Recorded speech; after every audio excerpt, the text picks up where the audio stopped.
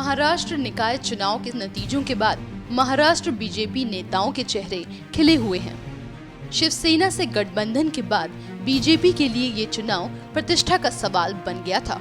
हालांकि नतीजे बताते हैं कि बीजेपी को गठबंधन टूटने से बम्पर फायदा हुआ है। बीएमसी चुनाव में पिछली बार बीजेपी को महज 31 सीटें ही मिल पाई थी, जबकि इस बार बीजेपी को 81 सीटें मिली हैं। बीजेपी ने कुछ ऐसी सीटों पर भी विजय पाई है जहां पार्टी की कोई जमीन ही नहीं थी। ऐसे में सीधे सीधे कहा जा सकता है कि महाराष्ट्र निकाय के नतीजों में अगर किसी पार्टी को सबसे ज्यादा फायदा होता दिख रहा है तो वह बीजेपी है।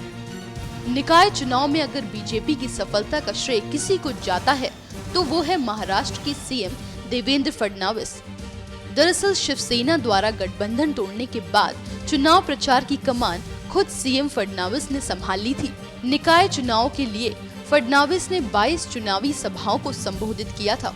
अब भले ही ज्यादा सीटें शिवसेना के खाते में दिख रही हों, लेकिन जानकारों की माने तो बीजेपी की उपलब्धि शिवसेना से बड़ी है, क्योंकि शिवसेना के साथ बीजेपी संभवतः इतनी सीटें नहीं जीत पाती। एनएमएफ न्यूज की रिपोर्ट।